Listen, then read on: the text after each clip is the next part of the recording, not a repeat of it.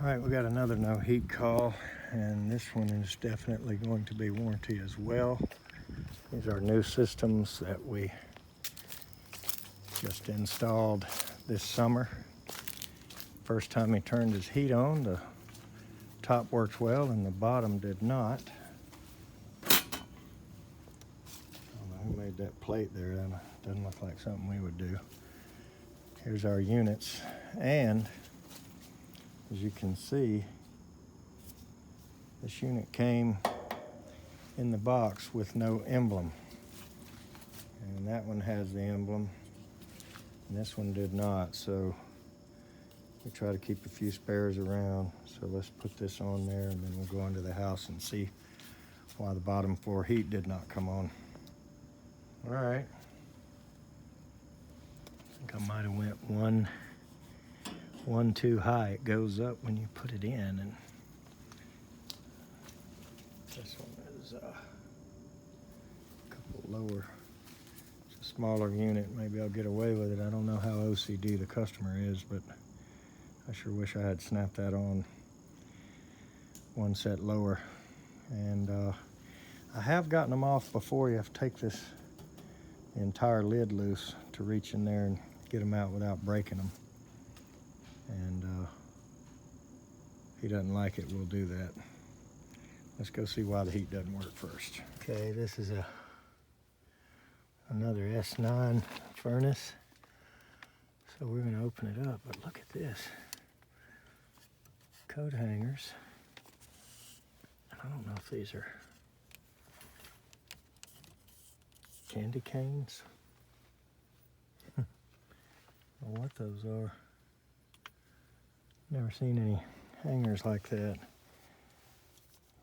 Looks like it's something to do with the irrigation system.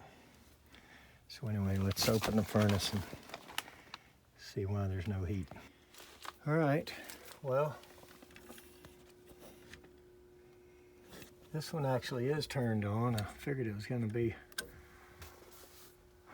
another furnace that the gas valve was not turned on. So the gas should be on.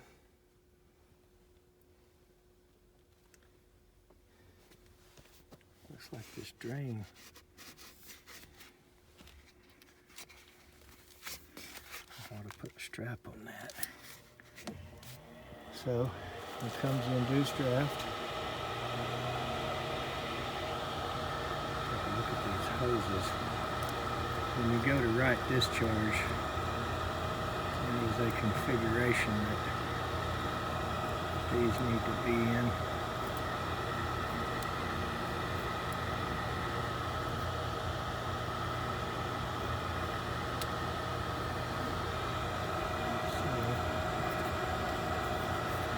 See what we get here.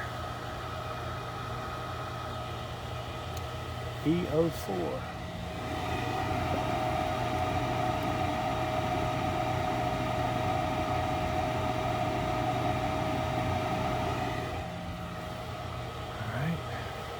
Find what E04 is. I do not remember.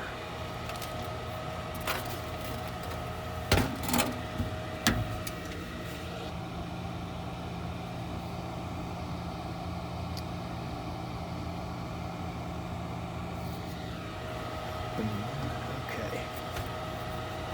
I don't think that's going to be the case. Okay. So I did switch a couple of these hoses to put the shorter one in the shorter distance, and I'm going to cut this one, although this one actually does need to go uphill before it goes downhill. That's in the instruction manual.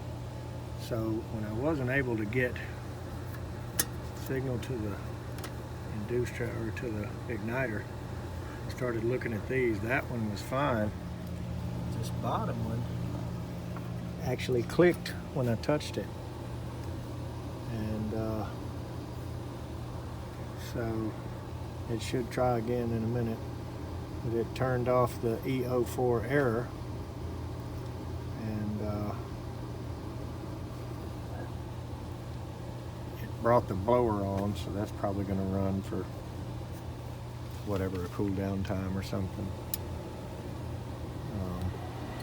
Here comes in boost draft. So we should get ignition now.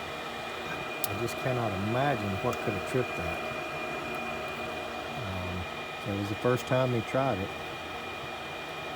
So it was obviously tripped to begin with, but we'll see. We're going to watch it fire up and see what we think.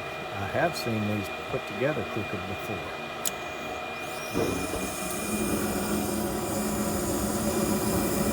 All three of them are lit, but I have found one of these out of the box. See what I just did there? So something's not right there. So let's see if we can tell what that is. Yep, there it is. See that air horn crooked? It's not on the jet like these are. That white wire out of the way. You can see how that one's on the jet and that one is not. And I have seen that before from the factory. Now, sometimes the guys will want to take a little U-pipe. I haven't seen whether this one has it on it or not, but the S9V2 does, which allows you to bring the gas line out up here. And I've seen them take this apart to get that little U-pipe off. And if that's what they did, then they put it back together too quickly. And that's what tripped out the rollout. So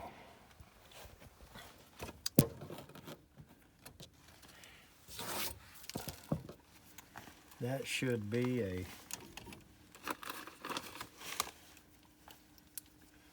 quick, easy fix.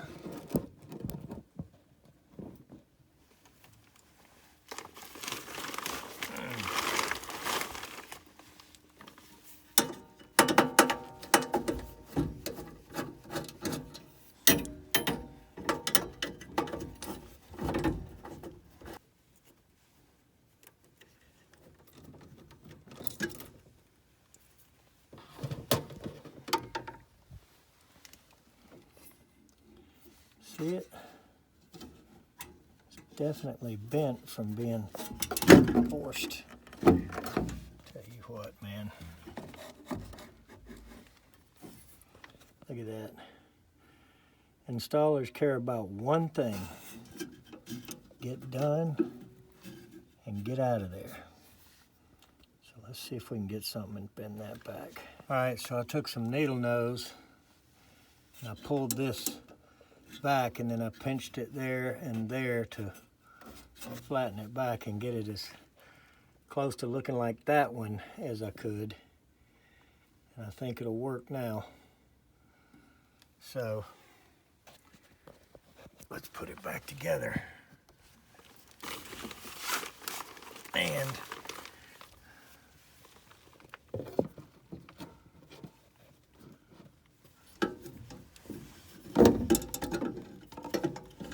be sure to get all three jets inside the little burners or whatever you like to call them. Oh boy.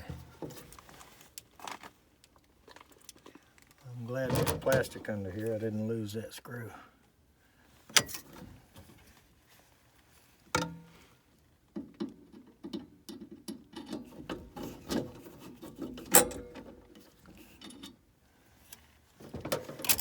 But you do have to get these all three in properly. There we go. And I always put this top right screw in first whenever it's in this configuration, because that holds the whole thing in place.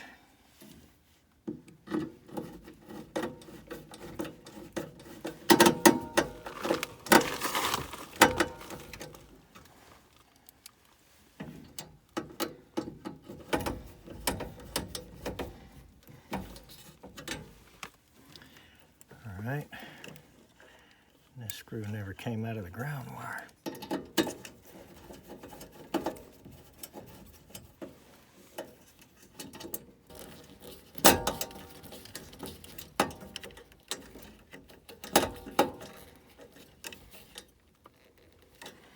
Okay. Now, each jet is in. You can still see this one doesn't look exactly like the others. I think it'll be okay.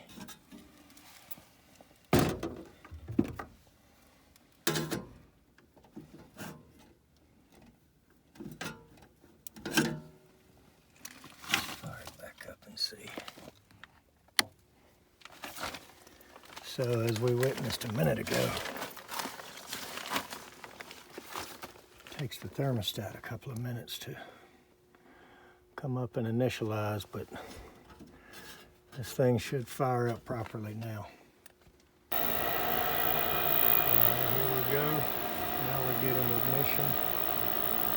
And it should fire up across all 3 burners now.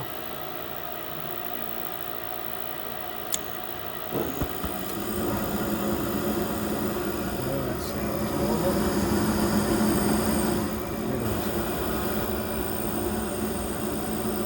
There we go.